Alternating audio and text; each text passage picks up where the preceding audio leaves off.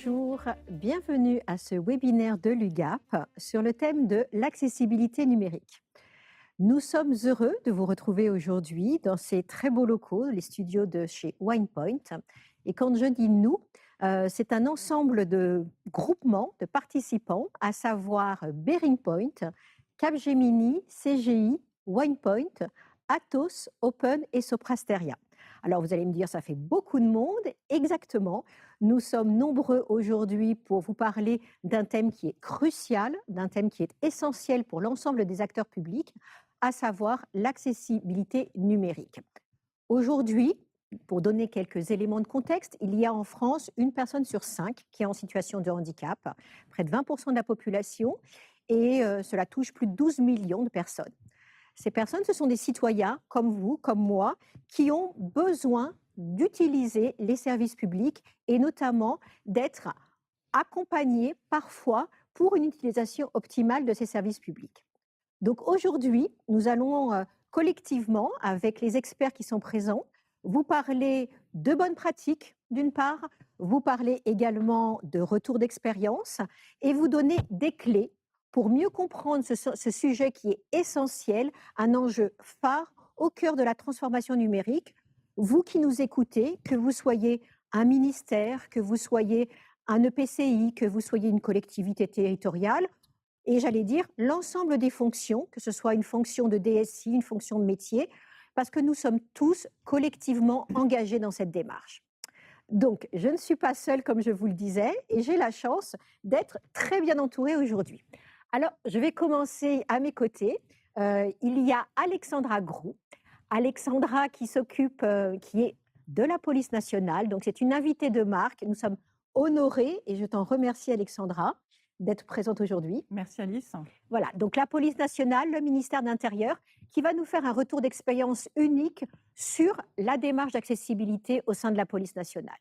J'ai également le plaisir d'avoir autour de moi un certain nombre d'experts et également un représentant de l'UGAP. Donc, Jean-Nicolas, bonjour. Bonjour Alice. Merci à l'UGAP d'organiser ce webinaire et merci à toi d'y participer. On va revenir à toi dans quelques petites secondes. Je repars chez les dames et je suis accompagnée aussi de Élise Bidot. Élise, qui est effectivement une experte accessibilité, qui travaille chez Open. Je vous disais tout à l'heure que nous étions très nombreux. Open est sur la partie AMO-ETMA, très impliquée dans l'accessibilité. Bonjour à tous. Merci beaucoup, Élise. De notre côté, nous avons Julien Pessarossi-Langlois, qui représente Capgemini. Et puis Capgemini, avec CG et WinePoint, sont les membres du groupement qui s'occupent de tous les sujets d'AMOA. Et puis enfin, dernier petit tour de table, nous avons Amaury Carrad. Donc Amaury travaille chez BearingPoint dans ce qu'on appelle le lot, en tout cas tout ce qui est lié au conseil SI. Merci Amaury. Merci. Et bienvenue. Voilà. Donc maintenant que vous nous connaissez un petit peu plus, eh bien, on va plonger dans le cœur du sujet. Avant d'aller dans le cœur du réacteur, on va aller, pour certains d'entre vous qui ne connaissaient peut-être pas suffisamment ou pas beaucoup l'UGAP, je vais venir vers toi, Jean-Nicolas, avec 3 points essentiels. Le premier pour nos auditeurs, est-ce que tu aurais la gentillesse de nous présenter l'UGAP? Qu'est-ce que l'UGAP, tout simplement? Bien sûr Alice, merci de votre invitation. L'UGAP, c'est l'Union des groupements d'achat publics. Depuis sa création en 1968, c'est le facilitateur de la commande publique. Elle est unique en France. C'est la première centrale d'achat généraliste, 100% dédiée à l'achat public et qui propose une offre complète de prestations intellectuelles à destination des acteurs publics pour les accompagner dans leur transformation numérique. Nous proposons un processus d'achat simple et rapide qui vous permet de vous dispenser d'appels d'offres publics. Nos marchés sont tous prêts à l'emploi et cela représente 750 titulaires, dont 50% sont des PME. En 2024, nous avons réalisé un chiffre d'affaires de 5 milliards d'euros et c'est surtout, plus de 20 000 clients satisfaits. Alors, maintenant que ceux qui ne connaissaient peut-être pas suffisamment l'UGAP ont ces quelques données chiffrées, au-delà des données chiffrées, il y a des femmes, il y a des hommes impliqués à l'UGAP et il y a des avantages à passer par ce qu'on appelle le vecteur contractuel, c'est-à-dire à passer par vous. Peux-tu nous donner les 4 avantages clés du vecteur contractuel UGAP? Tout à fait. Oui, et c'est exactement ça. Il y a 4 bénéfices majeurs. Le premier bénéfice, c'est la sécurité juridique. C'est essentiel pour tous nos clients. Tous nos marchés respectent strictement le code de la commande publique. Le deuxième avantage, c'est le prix juste. Nous mettons systématiquement et régulièrement en concurrence tous nos marchés. Et évidemment, nous négocions nos prix au bénéfice de nos clients. Les difficultés budgétaires aujourd'hui ne sont un secret pour personne. Et c'est justement dans ce cadre-là que nous sommes, nous, l'UGAP, garant du bon usage des deniers publics. Le dernier avantage? L'avant-dernier. L'avant-dernier. Le troisième avantage, c'est le réseau territorial. Ce sont plus de 800 hommes et femmes dont je fais partie, qui partout en France, de Lille à Aix-en-Provence, de Bordeaux à Lyon, en passant par Nantes, Perpignan par exemple, ou Strasbourg, vous accompagnent, sont à votre écoute. Donc finalement, vous qui nous écoutez, qui nous regardez, peu importe où vous êtes, peu importe qui vous êtes, vous avez un conseiller de l'UGAP, comme moi, à l'écoute, et proche de vous. Et le dernier, enfin, avantage majeur, c'est l'accompagnement finalement, bout en bout, durant tout le processus d'achat, dès l'expression de votre besoin jusqu'à la fin de votre projet. C'est mon métier, c'est ma vocation. Finalement, ce que notre métier à nous, c'est vous connaître, vous comprendre et vous apporter la meilleure solution. Alors, quelles que soient, j'allais dire, les personnes qui nous écoutent, quel que soit le comme tu le disais à l'instant, hein, quel que soit le lieu géographique, la nature de l'établissement public, la structure, il y a aussi aujourd'hui, une question basique, heu, l'UGAP, l'IT et l'accessibilité. Pourquoi, finalement, faisons-nous, ce webinaire ensemble aujourd'hui? Pourquoi est-ce si important pour vous comme pour nous? C'est capital. Aujourd'hui, l'accessibilité, comme tu l'as rappelé, c'est un enjeu majeur, un enjeu de société. Et l'UGAP l'a compris, nos partenaires l'ont compris, et c'est la raison pour laquelle on passe ce message aujourd'hui, et la raison pour laquelle l'UGAP met en place 6 marchés de prestations intellectuelles informatiques qui, au travers de ces marchés-là, vous permettent de bénéficier du meilleur accompagnement et de la meilleure offre aujourd'hui sur le marché pour mener à bien vos projets et surtout répondre à cet enjeu de société de rendre le numérique disponible et accessible à tous. Merci beaucoup Jean-Nicolas, on Merci va y Alice. revenir tout à l'heure. Donc, il y a un maître mot dans la relation entre l'UGAP, d'un côté, entre les partenaires que nous représentons aujourd'hui ici, et puis, les clients. Et là, je vais me tourner, vers toi Alexandra. Parmi ces clients, un des clients majeurs de l'UGAP, c'est le ministère de l'Intérieur et au sein du ministère de l'Intérieur, la police nationale que tu représentes aujourd'hui et vraiment encore un immense merci. La police nationale, nous sommes tous à un degré plus ou moins proche liés à la police, parfois justement pas trop proche s'il le faut, mais en tout cas, nous avons envie d'avoir ton retour d'expérience. Peux-tu nous dire à ton niveau comment vous avez abordé au sein de la police nationale votre démarche d'accessibilité numérique? D'accord. Merci beaucoup, Alice, de me donner la parole et de profiter de l'occasion, effectivement, de vous faire part de ce retour d'expérience. Déjà, en préambule, je voudrais rappeler que la police nationale, comme toute administration, s'inscrit dans un cadre interministériel, celui du système d'information de l'État, qui est piloté par la direction interministérielle du numérique, relayée au niveau du ministère par notre propre direction du numérique. Mais tout ça, effectivement, pour dire que nous avons un cadre effectivement administratif du numérique. Et ce cadre, en fait, il nous permet de connaître le cap à atteindre. Et c'est important, effectivement, de savoir où on doit aller. Et ce cadre, il est aussi, impulsé. Et ça représente aussi pour nous une opportunité, finalement, de se saisir à la fois, bien évidemment, de ce sujet, mais avec des choses très concrètes, des outils qui sont mis à notre disposition par la direction interministérielle du numérique ou la direction du numérique du ministère, autour de financement, de formation et d'outils très pratiques pour vérifier la mise en œuvre de l'accessibilité dans nos services numériques. Alors, le mot certains connaissent d'ailleurs mieux la direction interministérielle sous le nom de DINUM, puisque c'est un acronyme qui commence à être connu. Tu nous disais effectivement que vous avez mis en place de la formation, vous avez mis en place de la sensibilisation, de l'accompagnement. J'allais dire concrètement, en termes humains, ça signifiait quoi? Alors concrètement, la police nationale a dû aussi se fixer un objectif, hein. Voilà, c'est-à-dire qu'on avait ce cadre interministériel qu'il a fallu ensuite décliner et donc la police nationale s'est fixé des objectifs stratégiques, Mmh. et pour les atteindre, elle a recruté déjà un référent numérique, responsable et accessibilité numérique, comment dire? Avec, une personne dont c'est le travail à temps plein. Moi, j'ai occupé cette fonction avant, mais en plus de mes fonctions actuelles. La police nationale a recruté également un UX designer, voilà, dont la préoccupation est aussi d'intégrer, l'accessibilité, dans cette approche, centrée, autour des utilisateurs. Voilà et concrètement, aujourd'hui, le service de la transformation numérique est en train, de créer une offre d'accompagnement pour les équipes projets, pour que les directions métiers qui pilotent leurs projets puissent concrètement mettre en œuvre l'accessibilité dans leurs services numériques. Donc on est passé, d'un état où effectivement il y avait, peut-être une stratégie, une volonté, progressivement une montée en compétences, une implication de nouveaux agents et aujourd'hui une véritable structure dédiée. Exactement. D'accord. Alors cette structure dédiée justement, puisque tu as été, référente accessibilité numérique, heu, que peux-tu nous en dire? Hem, Peut-être la vie était-elle, semée de roses dans ton côté ou peut-être y a-t-il des obstacles, des difficultés? Qu'est-ce que tu peux nous partager comme, retour d'expérience qui, je crois, est inspirant pour ceux qui nous écoutent aujourd'hui? La difficulté que j'ai rencontrée, c'était, celle, dans un premier temps, du temps puisque je n'étais pas dédiée à cette fonction-là et en fait, j'ai du coup donné la priorité à l'accompagnement des équipes projets, plutôt qu'à la rédaction, je l'avoue, d'un plan, stratégique de mise en œuvre globale de tous nos systèmes d'information. Donc l'accompagnement, c'est voulu très didactique, voilà, pour, vraiment être pédagogique, donner, vraiment enfin, déjà expliquer c'est quoi l'accessibilité numérique, puisqu'on en parle depuis tout à l'heure, hein.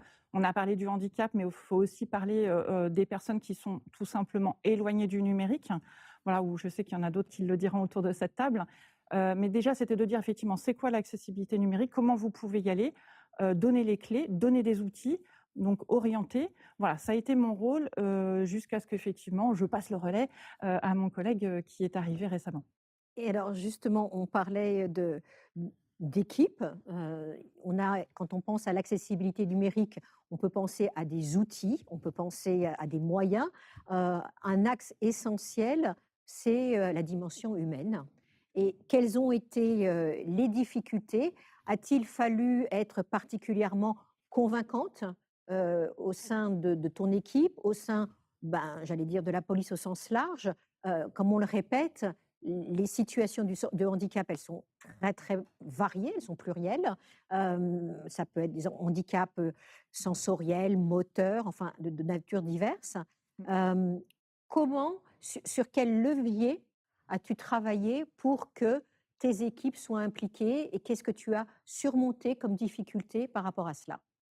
On a eu 2 comment dire? 2 leviers. Le premier levier, donc qui est dans le service de la transformation numérique, c'est que déjà nous faisons des revues de portefeuille avec tous nos correspondants privilégiés dans les directions qui pilotent les projets métiers, pour donc les sensibiliser et s'assurer que dans tous les projets qui démarraient, l'accessibilité était prise en compte et si ça ne l'était pas, effectivement, bah, c'est de pouvoir leur donner les clés pour y aller. La police nationale a quand même donné la priorité à la mise en accessibilité des services, numériques qui sont, comment dire? Fournis aux usagers, Mmh. comme, la plainte en ligne là tout dernièrement, voilà, qui a déjà maintenant un taux de 92 de conformité au référentiel général d'amélioration de l'accessibilité. Mais aussi, sur le portail Ma Sécurité qui était d'ailleurs, l'un des premiers, voilà, qui aujourd'hui est à un taux de 77 mais qui vise les 100 d'ici la fin d'année avec un nouvel audit. Je précise pour nos auditeurs, tous les sites que tu nous donnes et toutes les références vous seront mises dans le chat pour que vous puissiez effectivement aller voir, ce qu'est Ma Plainte en ligne, en souhaitant à nos auditeurs de ne pas avoir à le faire, Ouais, c'est parti. mais d'aller s'informer néanmoins de ce que ça peut représenter. Hem, Merci beaucoup. On va revenir après tout à l'heure dans une autre partie table ronde. Je vais maintenant m'adresser à Amaury. Amaury, on a par ce première entrée dans le sujet via une expérience concrète, via une expertise au sein de la police nationale. Maintenant, est-ce que tu pourrais nous donner une vision un peu plus macro, Mmh. puisque le thème de notre webinaire, c'est l'accessibilité numérique. D'abord, ce sont certes des contraintes, mais pas que. Et puis, il y a aussi des opportunités. Alors, les contraintes, quand on pense contraintes, on pense enjeux légaux. À toi la parole. On pense enjeux légaux, on pense droit, effectivement.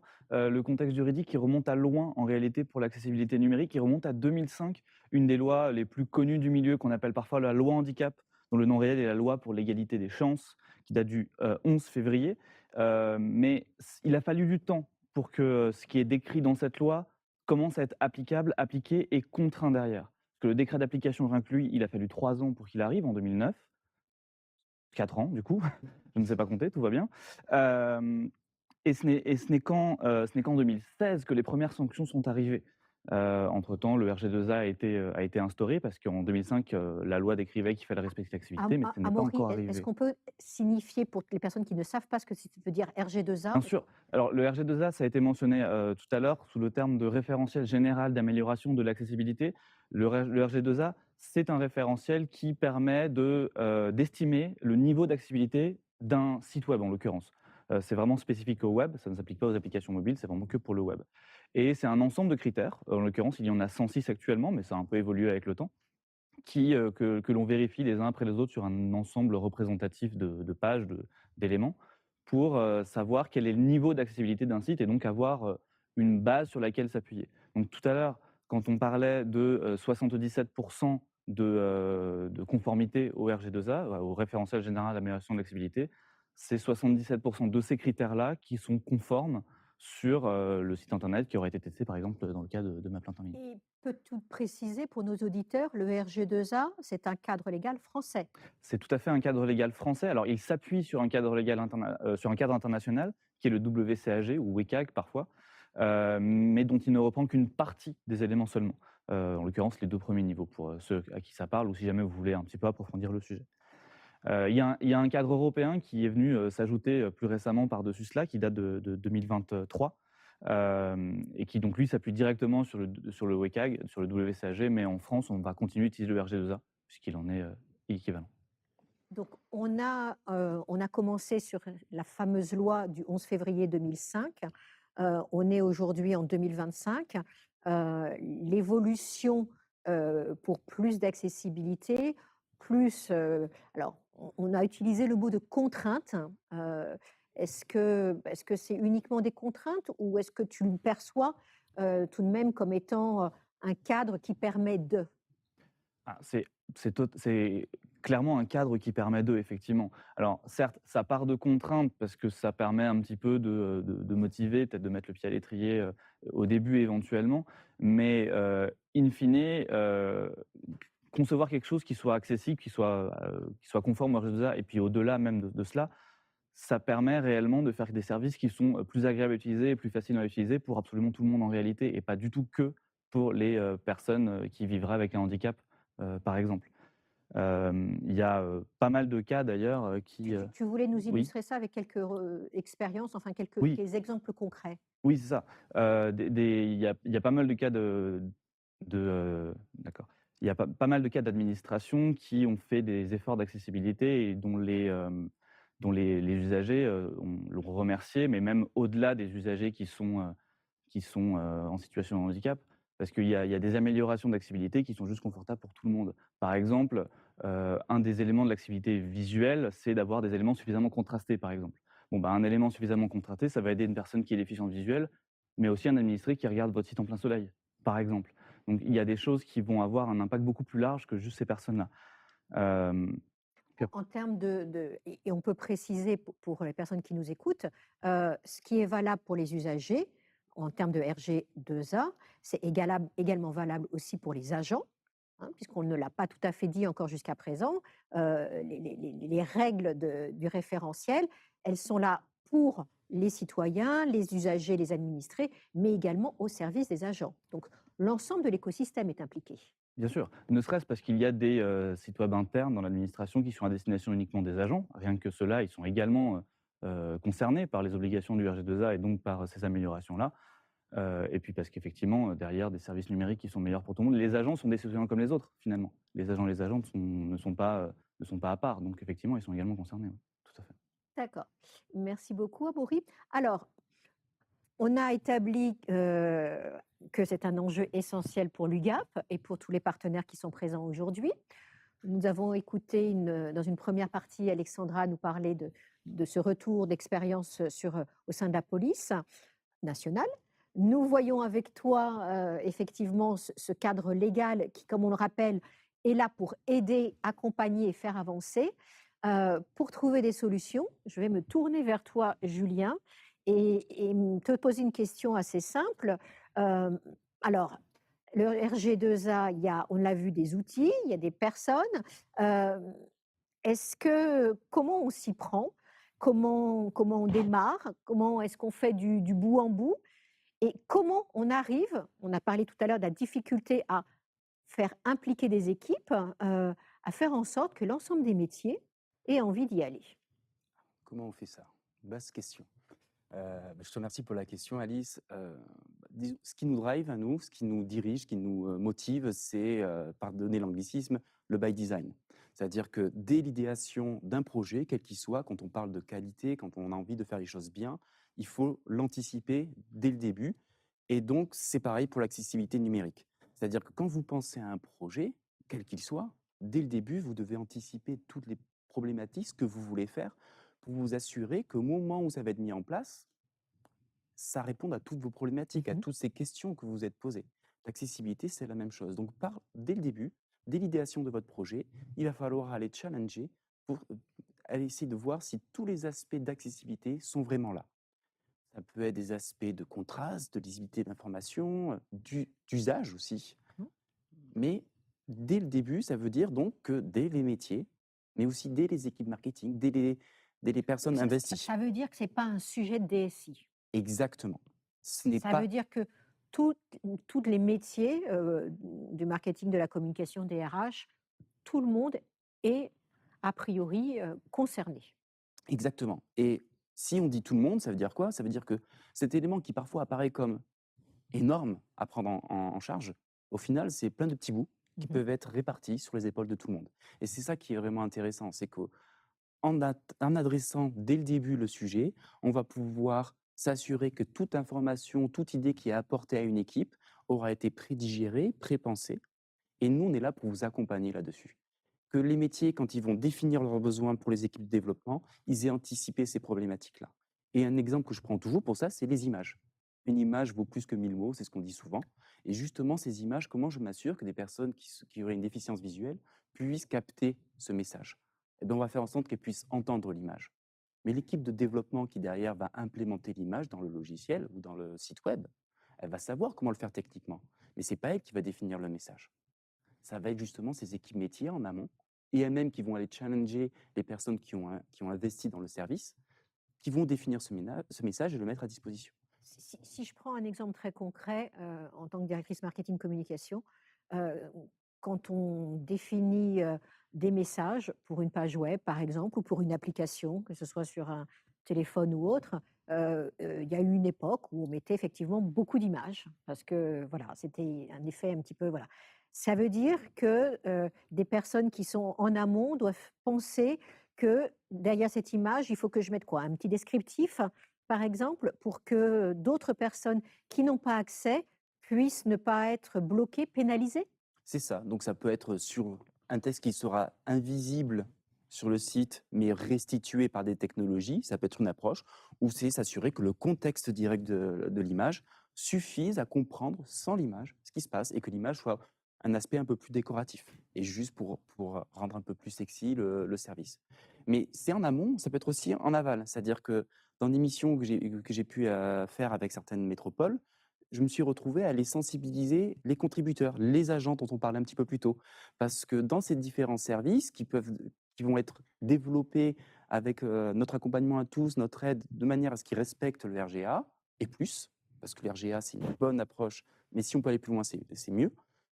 Mais les concitoyens, ils vont avoir le service, mais comment s'assurer que tous les contenus, parce que ces contenus numériques vont vivre, restent accessibles pour eux? Mais il faut sensibiliser les contributeurs, les agents qui vont aller publier du contenu, qui vont aller mettre à jour une page d'information, qui vont aller parler d'un événement, qui vont créer des posters. Tout ça, c'est aussi notre rôle de vous accompagner pour pouvoir s'assurer que cette information reste inclusive. Donc une implication globale de nombre de partenaires. Il y a un aspect aussi, avant de lancer des applications notamment, qui est un des points de notre métier dans la transformation numérique et pour accompagner nos clients, c'est l'aspect test. Peux-tu nous en dire un peu plus sur cette dimension? Quel est le rôle finalement des testeurs dans cette démarche d'accessibilité numérique, puisqu'ils ont eux aussi, ils sont un maillon de cette chaîne? Oui, d'autant plus que le test, c'est là d'où je viens à la base, hein, donc tout ce qui est qualité logicielle, test, c'est vraiment mon ADN. Et toute l'idée de la qualité, c'est d'anticiper pour pas qu'il y ait d'anomalies, d'erreurs, de non-conformité. Mais à l'impossible, nul n'est tenu. Donc l'idée, c'est d'avoir des tests derrière qui vont pouvoir les challenger un petit peu plus loin et vérifier qu'il n'y a rien qui soit passé à travers les mailles du filet, que rien soit passé à la trappe. Donc dans notre approche en continu, les métiers sont sensibilisés, fournissent un besoin qui a été pensé accessible. Les équipes de développement et les testeurs vont aller challenger ce besoin en disant: est-ce que tu as vraiment pensé à tout? Est-ce que toi, product owner, est-ce que toi, référent métier, tu as pensé à tout? Et derrière, est-ce que moi, testeur, je suis capable de trouver le scénario qui va me permettre d'assurer qu'on a vraiment pensé à tout et que non seulement on a pensé à tout, mais que la solution, elle marche, elle fonctionne, en se basant sur le référentiel qui est le RGA. Et c'est un avantage qu'on a en France, c'est que le RGA est un référentiel qui est pensé méthodologie pour vraiment aller challenger finement ces problématiques. Et puis même aller au-delà si besoin, si on a pu, via l'accompagnement des métiers, aller au-delà de ce référentiel. Merci beaucoup, Julien. Donc, on a vu avec Amaury, effectivement, d'une part, le RG2A ne concerne que les sites web, on le répète, hein, mais l'accessibilité numérique, c'est bien au-delà uniquement des sites web. On a parlé dans ce qu'on dit en anglais les devices, mais voilà, que ce soit les téléphones, les tablettes et tous les autres supports. On voit avec toi qu'effectivement, c'est une démarche qu'on appelle UX design, enfin, en tout cas, qui est implémentée dès le début. Il est toujours plus facile de réfléchir en amont que de mettre des petites rustines quand ça ne va pas. On va dire les choses d'une manière un peu basique. Donc, ces solutions qui existent, je vais aller maintenant me tourner vers Élise. Et j'aimerais, Élise, que tu nous donnes un petit peu plus de ton éclairage sur bah, les bénéfices. Parce que là, pour l'instant, on a parlé de contraintes. On a parlé de mettre les mains sous le capot, entre guillemets. On a testé, mais donner envie, et ça c'est un point essentiel, il y a des bénéfices. Ces solutions, elles sont là au service de ceux qui nous écoutent. Est-ce que tu peux, les 3 axes essentiels que tu pourrais partager avec nous tous? Oui, Alice. Effectivement, l'accessibilité, cette mise en place concrète de l'accessibilité, elle peut être perçue, on l'a vu, comme une vraie contrainte réglementaire, budgétaire aussi parfois, et puis technique et technologique. On a l'impression que c'est très compliqué à mettre en place. Mais en fait, quand on s'intéresse vraiment au sujet, quand on met les mains dedans, en fait, dans le code et dans cette mise en place de l'accessibilité, on se rend compte que de manière globale, ça améliore la qualité d'un site ou d'un service numérique. Et ça l'améliore, on va dire, de 3 façons. Premièrement, ça facilite vraiment l'accès à l'information pour tous. Alors pour tous, quelles que soient ses capacités physiques, mentales, quel que soit également son appareil ou son environnement qu'on va utiliser. Donc ça facilite vraiment cet accès. C'est vraiment de pouvoir en fait développer le site sur tous les appareils, en fait, que ça s'affiche en fait de la même manière, qu'on a accès à la même information finalement, qu'on utilise un téléphone dernier cri ou qu'on utilise finalement un vieil ordinateur qui pourrait être mis à disposition dans une bibliothèque municipale. Donc le site, en fait, il va vraiment devoir s'adapter en largeur, en hauteur, et puis il doit vraiment aussi permettre une utilisation simplifiée et facile. On doit pouvoir permettre à notre utilisateur, quel qu'il soit, de pouvoir comprendre l'information en utilisant un vocabulaire, comme l'a dit tout à l'heure Julien, une contribution qui soit facile à comprendre. Et puis aussi dans la manière dont on va structurer cette information. Donc dans la manière dont on va accompagner finalement notre utilisateur à comprendre et à naviguer au travers l'information pour pouvoir réussir à aller chercher celle qui l'intéresse. Et donc ça se met en place concrètement vient du design interface. via une architecture de l'information qui va être visuelle, qui va être faite voilà, par du design, mais également par la manière dont on va coder cette information grâce à l'utilisation de bonnes pratiques en fait, de développement, des bonnes pratiques du code, des bonnes pratiques de l'HTML et du CSS. Donc, faciliter l'accès à l'information, la même information pour tous, Oui, la même qualité d'information, la même compréhension pour tous, ça c'est l'axe numéro un. c'est là.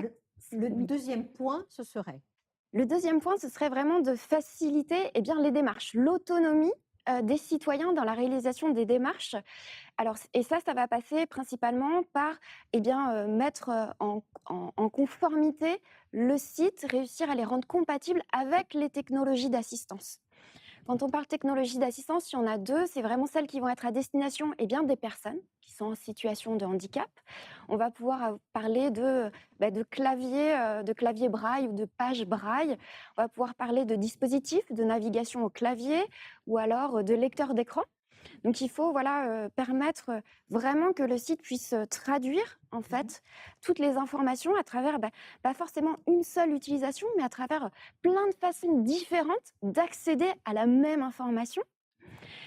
Et puis aussi, c'est à destination des personnes, des utilisateurs qui vont utiliser des nouveaux usages. On va parler principalement de tout ce qui va être assistants vocaux. voilà, ça c'est peut-être un sujet que peu de personnes maîtrisent, il faut être tout à fait clair.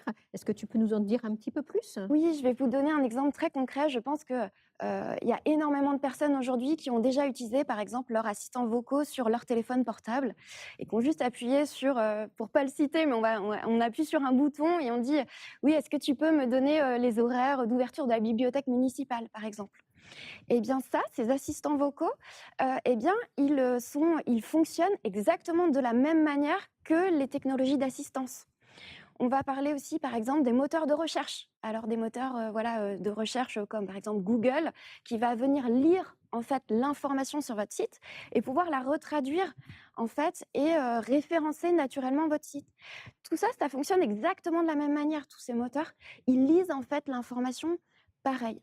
Donc, mettre en accessibilité le site pour pouvoir le traduire, le mettre à disposition des personnes en situation de handicap, finalement, ça va vous permettre aussi d'améliorer le référencement naturel et puis d'avoir un meilleur référencement SEO, en fait, des navigateurs. Et même aujourd'hui, avec l'IA, on se rend compte que les IA, elles fonctionnent un petit peu sous les mêmes principes. Donc, c'est-à-dire effectivement de réfléchir en amont, de structurer l'information différemment. Oui. Et que cette structuration d'information, elle est bénéfique pour tous, bénéfique pour les personnes qui peuvent y accéder, puisque le mot accessibilité permet aux autres d'y accéder, et on va dire des bénéfices connexes, c'est-à-dire du référencement ou aujourd'hui l'utilisation de l'IA. Le troisième point qui est effectivement essentiel aussi, c'est dans les bénéfices concrets, il y a l'aspect qualitatif. Il y a l'aspect optimisation, il y a l'aspect sécurité. Et les enjeux de sécurité, les gens qui nous écoutent aujourd'hui le savent, ce sont des enjeux phares parce qu'on est tous concernés ou en tout cas vigilants. Oui, effectivement, l'accessibilité, elle nous demande en fait d'utiliser les bonnes pratiques du développement. C'est-à-dire qu'on va vraiment essayer de mettre en place le code d'une manière extrêmement structurée et respecter les bonnes pratiques internationales. Ça va nous permettre, effectivement, d'améliorer la sécurité du site et puis surtout d'améliorer la maintenance globale et la maintenabilité en fait de l'accessibilité et des bonnes pratiques dans le temps. Donc ça a deux avantages. Le premier, c'est effectivement d'améliorer la qualité du site et puis de faciliter sa maintenance. Parce que si votre site il est développé de manière un petit peu exotique par un développeur dans son coin, si jamais vous changez, vous faites appel à un prestataire ou que votre développeur en interne est remplacé, la nouvelle personne, elle ne va pas comprendre ce qui a été fait. Elle va mettre du temps, elle va devoir sûrement réécrire des choses. Alors que si on utilise vraiment les standards qui sont sur le marché, ça va permettre une reprise facilitée, ça va permettre d'optimiser aussi les coûts de TMA. Et puis, ça va permettre de maintenir beaucoup plus facilement, en fait, dans le temps, son site et surtout de l'améliorer en continu. Parce que Donc, on gagne en qualité et on gagne en amélioration continue et on réduit nos coûts. On d'une réduit certaine nos façon. coûts, exactement. Et il y a une petite astuce aussi que vous pouvez demander voilà, à vos prestataires, c'est qu'il existe aujourd'hui des modules déjà préconçus. Il existe des bibliothèques de composants qui sont déjà accessibles et accessibles en plus en open source. Et donc, c'est une des solutions, c'est un des leviers qui peut permettre aussi des fois de mettre en place l'accessibilité de manière un petit peu moins coûteuse et d'accélérer en fait les processus de cette mise en place. Merci beaucoup, Élise. Alors, dans la partie 1, nous allons entrer qui est plus un échange entre vous. Donc, on a vu d'une part enjeu phare de l'UGAP, on a vu un retour d'expérience du ministère de l'Intérieur et de la Police nationale avec des personnes dédiées, une équipe, une montée en compétences. On voit que c'est un sujet qu'il faut prendre dès le début. Effectivement, dans la dimension UX design, nous avons parlé de ces contraintes légales et des bénéfices. J'ai beaucoup aimé ton mot d'exotisme. Effectivement, autant ne pas faire trop d'exotisme si l'exotisme n'est pas finalement si efficace pour tout et complique l'existence à la fois des agents, des citoyens et de toutes les prestataires. Aujourd'hui, l'accessibilité, c'est vraiment pour nous tous, et je le répète, pour l'UGAP et pour les partenaires qui sont là, une attente des citoyens, une réponse adaptée que nous devons apporter à tous. J'ai envie d'être un petit peu taquine avec les uns et les autres et de vous dire, oui, d'accord, bon, aujourd'hui on en parle beaucoup, ici et maintenant. Est-ce qu'il existe cependant, entre guillemets, des tendances en termes d'accessibilité numérique? Je dis ça en reprenant une casquette assez marketing-communication. Il y a quelques années, on faisait des sites avec beaucoup, mais vraiment beaucoup de photos. Tu le disais tout à l'heure, et certainement pas en pensant aux personnes qui étaient en incapacité de les voir. Puis, il y a eu une dimension un peu mode qui voulait qu'on était un petit peu minimaliste zen. Alors aujourd'hui, mesdames, messieurs, la tendance, c'est quoi? Et sans parler justement d'exotisme, qu'est-ce que vous pouvez nous en dire sur voilà, peut-être pas les effets de mode, mais en tout cas cette dimension accessibilité et ici et maintenant? Vaste sujet. Ah, mais on est là justement Quelle est la pour tendance? ouvrir. On a tous, quand on pense tendance d'un site web, moi j'ai toujours l'image des premiers sites web avec les modems qui craquaient et les couleurs un peu flashy et un peu bizarres. Donc déjà, ce qui est bien avec l'accessibilité et le bon goût, c'est que ce genre de site a disparu. Donc ça, c'est déjà Ah, déjà le bon goût aussi a retrouvé Ouais. le retour. Moi, j'aime bien penser avec l'accessibilité, l'associer à d'autres aspects du numérique responsable. Juste une petite parenthèse, ça va être l'aspect, ce qu'on appelle le sustainable IT, donc le numérique responsable, l'aspect impact carbone. Et on a tous vu des sites web où il y avait des images partout, des vidéos, des pop-ins, ça flashait, etc. En fait, l'accessibilité, déjà, quand on voit le cadre, il y a beaucoup de choses comme ça qui ont tendance à disparaître parce que c'est soit pas accessible, soit difficilement accessible. Et en plus, ça a eu un effet virtueux, c'est que en se débarrassant de ces types de contenus, ça demande moins de ressources, donc l'impact carbone diminue. Généralement, vos sites comme ça, c'est plus simple de les rendre accessibles quand ils ont moins de Donc contenu. cette dimension numérique responsable. Amaury, tu voulais... Quelque chose qui finalement se va assez avec ce qui vient d'être dit à l'instant, c'est qu'une tendance que je vois également, c'est le fait d'apporter plus de résilience finalement aux services qui sont conçus. Ça va avec ce qui a été dit, parce qu'un service plus simple, c'est un service plus solide, c'est un service plus stable, plus résilient finalement.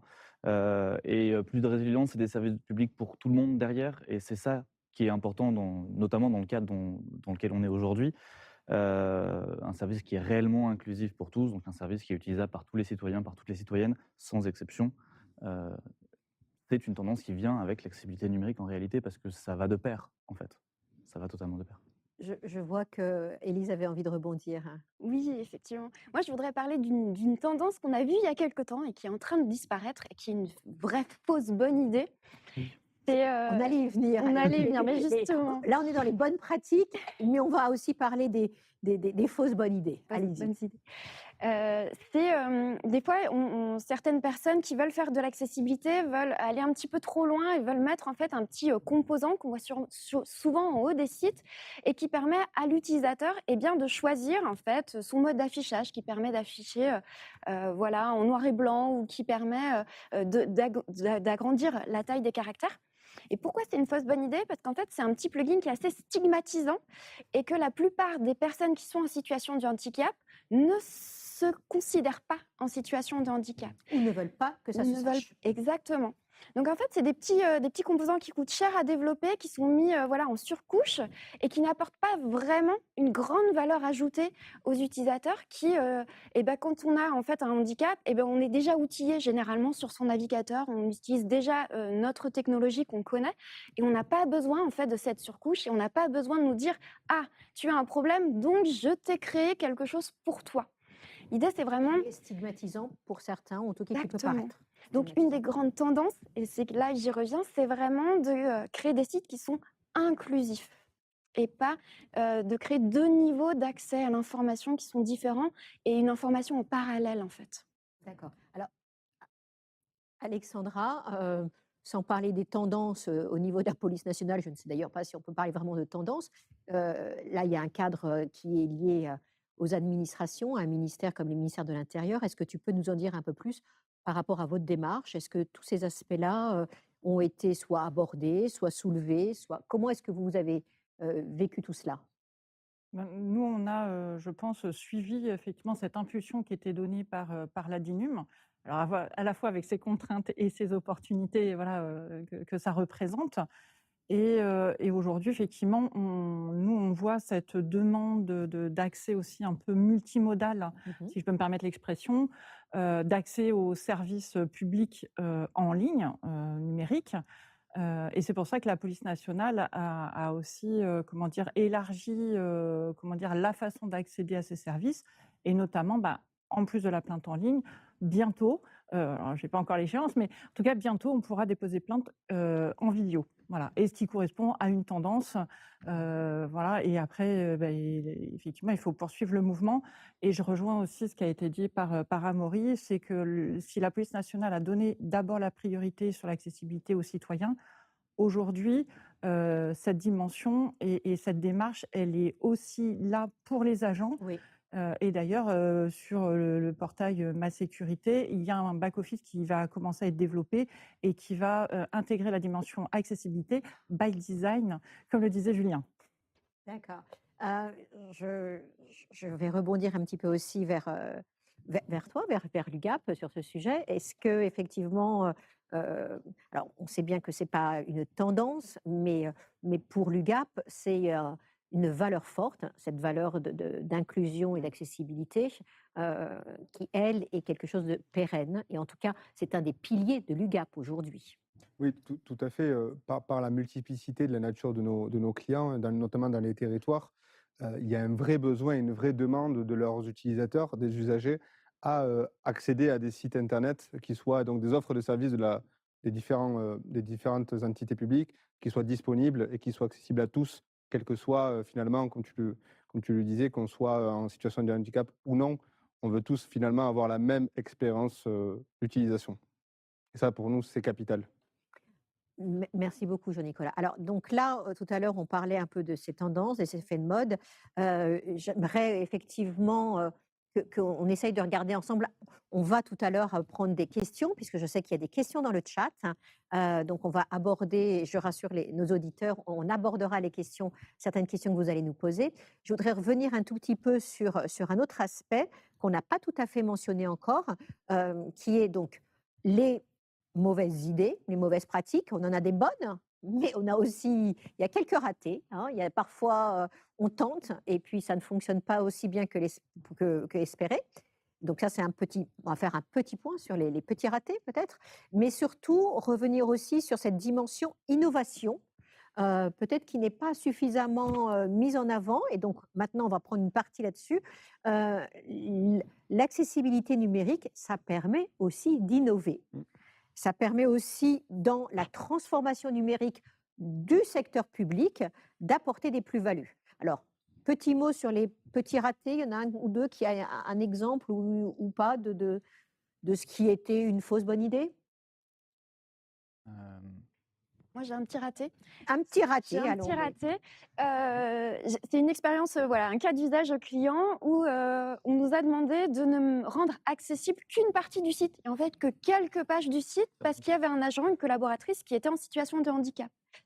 Et donc, c'était pas l'intégralité, voilà, de l'outil, mais c'était juste des fragments d'accessibilité. Et en fait, je pense que c'est une vraie aussi fausse bonne pratique et fausse bonne idée. C'est-à-dire que quand on est dans une démarche d'accessibilité, eh bien, et qu'on a vraiment compris ce que c'est, eh bien, on va mettre tout notre outil ou tout notre site accessible et on va pas limiter juste certaines personnes à avoir le droit de n'accéder qu'à certaines petites choses, en fait.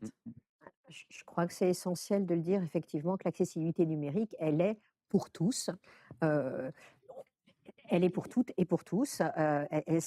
Nous sommes tous citoyens et effectivement, les services publics, c'est un dû vis-à-vis de chacun d'entre nous.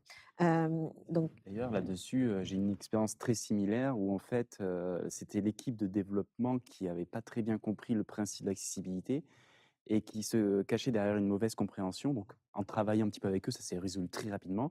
Ils partaient du principe, mais le RGA, c'est du site web, on l'a mentionné. Mais du coup, un PDF, c'est pas du site web. Donc, du coup, le PDF, il n'y a pas besoin d'être accessible. Bah si. Si, malheureusement, si. Et c'est une grosse problématique d'ailleurs. C'est comment créer des contenus issus d'outils et d'éthique accessibles. Il y a une vraie problématique là-dessus, sur les bonnes pratiques, les outils à utiliser et comment créer ces contenus téléchargeables de manière à ce qu'ils soient accessibles. alors, on va reparler. J'ai deux, trois petites questions qui arrivent là. Avant de les prendre, enfin, en prendre au moins une ou deux questions. J'aimerais bien revenir aussi donc vis-à-vis de tous sur cette dimension innovation. Face à un obstacle, il y a deux solutions. On regarde, on ne bouge pas, ou alors on passe l'obstacle, on réfléchit ensemble, collectivement. Qu'est-ce que vous voyez en termes d'aspect innovant? En quoi l'accessibilité, finalement, elle oblige peut-être à être un peu innovant? Ben, déjà, je crois que c'est Élise qui a parlé du facile à lire et à comprendre, même si ce n'était pas formulé comme ça, qui est une des dimensions de l'accessibilité numérique. Et je crois que dans l'administration, nous avons quand même beaucoup d'expressions qui ne sont pas forcément évidentes à comprendre pour le citoyen. On a quand même beaucoup de jargon. Oui. Et effectivement, je pense que une des choses sur lesquelles ça va nous permettre, je ne sais pas si c'est de l'innovation, mais de l'innovation métier quand même. Oui, Enfin, oui, ça oui, fait oui. partie de la transformation des métiers, parce que la transformation numérique, c'est quand même ça. C'est pas que de la technologie, c'est la modification profonde de nos métiers. Et ben, c'est repenser en fait la façon dont on Mhm. s'adresse aux citoyens, voilà, pour que l'information, elle soit accessible facilement et même dans les termes que nous utilisons. Oui, dans le vocabulaire, effectivement, qu'il n'y ait pas on va dire une stigmatisation ou un empêchement. Voilà. Oui, moi je peux rebondir. Alors, c'est vrai que, c'est des contraintes. On a vu qu'il fallait un petit peu standardiser, le web et la façon dont on le fait, mais ça n'empêche absolument pas, et bien de toujours innover et de toujours mettre en place et de toujours chercher justement des nouvelles façons, de s'adresser aux citoyens, de créer des démarches qui vont être de plus en plus efficaces, de simplifier les processus. Parce qu'effectivement, si vous avez une démarche en ligne à faire qui est extrêmement compliquée, où on demande beaucoup, beaucoup de choses aux citoyens, eh ben, il va perdre en autonomie. Il va avoir peur, il va se lasser. Ou alors il va se lasser. Voilà. Et je peux citer devant tout le monde un dimanche après-midi avoir passé 3h40 pour essayer de faire une démarche administrative qui, in fine, ne l'est pas faite et où j'ai dû me déplacer. Et c'est effectivement frustrant, au-delà de tout, de passer un temps comme ça. Donc effectivement, c'est aider l'ensemble des citoyens par rapport à cette facilitation. Cette facilitation, et c'est simplifier aussi les démarches en fait de l'administration. Voilà, c'est pas juste, on va pas juste copier la démarche qui existe pour pouvoir la mettre en place numériquement. Il y a toute une réflexion aussi à se dire comment je peux faciliter finalement eh bien, tous mes process, même en interne chez moi. En fait, c'est pas que toujours à destination des citoyens, ça peut être aussi à destination de nos agents. Faciliter le travail des agents pour rendre les équipes beaucoup plus efficientes. Alors, quand on parle des agents, on va répéter encore et encore, que ce soit des ministères, que ce soit des collectivités territoriales, qu'il s'agisse de PCI, qu'il s'agisse enfin, de toute structure, ce que nous disons là sur l'accessibilité est valable pour tous les acteurs publics au sens large. Alors, dans les questions qui nous sont posées dans le chat, certaines parlent des extensions.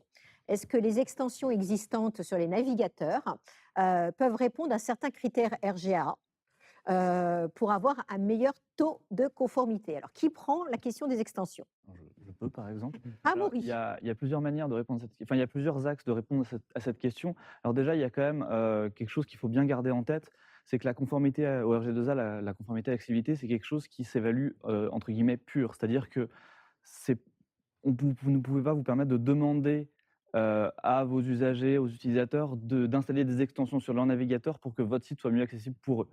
C'est pas dans ce sens-là que ça marche. Ça marche plutôt dans un sens d'une démarche qui doit être inclusive, où on s'arrange pour que tout le monde puisse utiliser le site web de manière correcte, de manière normale, quel que soit leur outillage. Une autre manière d'interpréter la question, éventuellement, ça peut être si des extensions navigateurs peuvent exister pour aider à rendre accessible un site pour les équipes techniques. Dans ce cas, oui, il y en a, mais ce ne sera qu'une aide à la correction et rien de plus, et ce ne sera jamais exhaustif. Il n'y a pas d'outils magiques qui vont détecter tous les problèmes d'accessibilité. Ça, vous n'échapperez pas à un audit humain qui pourra faire des tests que la machine ne peut pas encore faire. Donc, pour les usagers, non. Pour les développeurs, en partie. Alors, une question sur comment l'UGAP choisit-elle les éditeurs de logiciels? Y a-t-il une exigence dans les solutions numériques proposées? Je me tourne vers un représentant de l'UGAP pour répondre à cette question. Avec plaisir. Et d'abord, merci d'avoir posé cette question. Alors, l'UGAP a un avantage majeur, c'est qu'elle vous permet aujourd'hui de disposer d'une bibliothèque qui est la plus élargie aujourd'hui en France pour une centrale d'achat public d'un certain nombre de solutions de logiciels. Ce marché se nomme multi-éditeur et vous pourrez trouver tout ce catalogue, cette bibliothèque accessible en ligne sur notre site ugap.fr. Aujourd'hui, il n'y a pas d'exigence majeure à ce que les solutions que l'on met à disposition, donc les solutions logicielles qu'on met à disposition de nos clients, soient conformes à 100% au RG2A. Toutefois, évidemment, quand on les choisit, il faut que le logiciel réponde tout d'abord à un besoin de nos clients. C'est quand même l'essentiel. Et puis la deuxième réponse à cette question, c'est que dans la bibliothèque de solutions logicielles que l'on propose, évidemment, si votre solution offre un avantage par rapport à d'autres en termes de performance, d'accessibilité, ce sera complètement différenciant. Merci Jean-Nicolas. Alors, on a un autre point qui remonte dans le chat, qui est lié à la dimension open source. Le partage des liens, les technologies spécifiques. Y a-t-il des technologies spécifiques? Qui prend la main sur cette... Julien, tu as envie? Je peux déjà dire un mot sur si l'open source, c'est savoir comment développer un site accessible. En fait, l'idée, tout simplement, c'est qu'il n'y a pas de plus open source que juste le HTML, le CSS, qui est la langue du site web que va interpréter le navigateur. Donc là, il y a juste à se tourner vers le RGA pour voir les bonnes pratiques. Et comme je le mentionnais plus tôt, toutes les méthodologies sont mises en place et il faut comprendre le jargon, il faut prendre un peu de temps pour pouvoir se l'approprier. Mais ce qui est intéressant avec ce qu'a mis en place la DINUM, c'est qu'il n'y a pas besoin de certification, il n'y a pas besoin d'éléments pour juste accéder au matériel. Le matériel est là, en ligne, gratuitement, sur le site de la DINUM. Vous trouverez le RGA à appliquer dans votre code. Ensuite, pour les Et technologies... on va mettre le site de la DINUM aussi dans le Voilà. chat. Pour Comme les ça, tout le technologies, monde pourra accéder à ces informations-là. Si ce n'est déjà fait, voilà. Pour les technologies, je vais peut-être laisser d'autres personnes s'exprimer. Oui, merci Julien. Je voulais apporter un complément. Je ne sais pas si ça peut éclairer effectivement les personnes qui suivent le webinaire, mais puisqu'on s'adresse à des gens, à des services numériques pour les acteurs publics, j'aimerais souligner effectivement la mise à disposition par le service d'information du gouvernement du DSFR. Alors excusez-moi pour l'acronyme, mais en fait c'est le système de design de l'État. Qui est un ensemble, alors peut-être certains en parleront mieux que moi, mais c'est un ensemble de composants en fait utilisables facilement. Enfin, moi, je vais te parler de briques comme des Lego, hein. En gros, pour justement créer un site avec des codes qui répondent déjà comment dire, au code visuel de l'administration et qui embarquent nativement comment dire, des critères de l'accessibilité. Ce n'est pas 100% bien sûr conforme au RGA, mais déjà il y a des choses de Mais base. Donc, déjà, il y a alors des briques ou en tout cas des éléments qui facilitent pour bah, les ministères. Est-ce que c'est quelque chose qui est propre au ministère de l'Intérieur ou c'est cross-ministère, on va dire? exactement, c'est pour toutes les administrations. En D'accord, fait, ça permet de dire, en tout cas pour les services qui sont rendus aux usagers, vous êtes sur un service étatique. Voilà. d'accord. Déjà, c'est d'ailleurs pour ça que c'est le service de l'information du gouvernement qui l'a développé. C'était vraiment pour permettre un meilleur référencement. D'accord. Merci beaucoup, Alexandra. Alors, on a une autre question qui est de nous dire, alors, ce sera la dernière de notre chat. Pour les personnes qui ont d'autres questions, ben, n'hésitez pas à continuer à les poser. Nous n'aurons aucun souci à y répondre postérieurement. La dernière, comment rendre des questionnaires ou des enquêtes accessibles? Auriez-vous des conseils? Alors, je pense que des conseils, nous avons l'expertise autour de cette table pour en donner. C'est génial. Qui veut donner des premiers conseils sur ces fameux questionnaires ou ces requêtes? Oui, moi, je veux bien. Un des premiers conseils qu'on pourrait vous donner, c'est vraiment la prévention des erreurs. En fait, quand on remplit un questionnaire, par moment, voilà, on se trompe parce qu'il y a souvent des nomenclatures extrêmement précises à renseigner, comme par exemple sur des formats de date. Et donc, on peut se tromper rapidement. On a mis un point au lieu d'un slash, etc.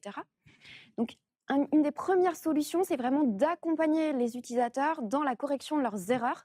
Et bien, tout simplement en leur indiquant quand est-ce qu'ils ont fait une erreur, où est-ce que l'erreur a été commise, et surtout, comment est-ce qu'il peut la corriger avant la validation. Donc ça va lui permettre tout simplement de voir son erreur et puis de pouvoir réussir juste à compléter son formulaire et à le valider. Et on peut l'accompagner aussi voilà, dans sa démarche en lui, en lui faisant des questionnaires beaucoup plus courts et en segmentant en fait, ces questionnaires par grandes parties. Vraiment en mettant une petite timeline en haut en lui disant voilà, vous aurez 50 questions, vous en aurez 20. Ça lui permet de se projeter aussi et de l'accompagner tout doucement en fait, dans la réalisation de sa tâche. Le plus peut être l'ennemi du mieux dans ces moments-là. Tout à fait. D'accord. Un- Oui, tu voulais rebondir, Ouais, un autre Amaury? élément que j'ajouterais, en plus de ce qui a été mentionné, avec lequel je souscris totalement d'ailleurs, c'est de s'assurer qu'aucune donnée ne soit jamais perdue. Par exemple, s'il y a une erreur, ne pas se retrouver face à un formulaire totalement vide ou ce genre de choses. Ce qui frustre, Qui est frustrant, ce tout qui le monde frustre tout le reconnaît. monde, mais ce qui peut être extrêmement bloquant pour des personnes qui ont besoin, par exemple, de beaucoup de temps pour remplir les formulaires parce qu'elles tapent moins vite pour diverses raisons. Et peu importe finalement ces raisons, hein, c'est pas le sujet. Donc s'assurer de ce genre de choses, s'assurer qu'il n'y ait pas de délai maximal pour remplir les formulaires pour les mêmes genres de raisons. D'ailleurs, ces éléments en fait, font partie non pas du RG2A mais du WCG au niveau AAA, donc un niveau qui est au-delà du RG2A. Donc c'est un exemple élémentaire de quelque chose qui n'est pas dans le RG2A mais qui pourtant est de l'accessibilité. Donc voilà, je pourrais ajouter ça par exemple. Merci beaucoup, Amaury. Alors, on arrive tout doucement vers le terme de ce webinaire sur l'accessibilité numérique. Donc, on a effectivement vu qu'il existe des solutions, qu'il existe de bonnes et de mauvaises idées, qu'il existe des moyens efficaces, éprouvés par certains, et nous vous en remercions. Je voudrais rappeler, avant de redonner la parole à Jean-Nicolas Lopez et à l'UGAP, qu'effectivement, l'ensemble des partenaires que nous sommes tous réunis aujourd'hui, et même si tout le monde n'est pas physiquement présent, l'UGAP a des prestations intellectuelles informatiques, a des marchés. Est-ce que tu peux nous en dire un petit mot, Jean-Nicolas, de nouveau? Et puis, bah, avant que les uns et les autres puissent dire le mot de la fin, parce que je souhaite que chacun d'entre nous ait le mot ou la phrase de la fin, j'aimerais que tu nous reviennes un petit peu sur, effectivement, cet enjeu essentiel. Pourquoi, vous, à l'UGAP, vous avez saisi le sujet et en quoi, aujourd'hui, vous en faites un point essentiel? Oui, merci Alice. Pour moi, on est au-delà de la tendance, on est sur une nécessité de société, un enjeu de société auquel on souhaite apporter des solutions. Et donc, pour apporter ces solutions, le GAP met à votre disposition, alors évidemment, comme vous avez pu l'entendre, des partenaires, des hommes et des femmes qui sont passionnés par ce qu'ils proposent, par leur travail. Et ça, je les en remercie. Donc, ces 6 marchés-là, donc d'assistance à maîtrise d'ouvrage informatique, de conseil en système d'information et d'assistance à maîtrise d'œuvre, évidemment, vous sont accessibles dans un cadre évidemment de stricte sécurité juridique dans le cadre des marchés Oui, UGAP. reprenons quand même les avantages Ouais, tout à clés fait, pour qu'on puisse tout à fait. comprendre si on veut effectivement se faire aider, comment peut-on y aller? Mmh.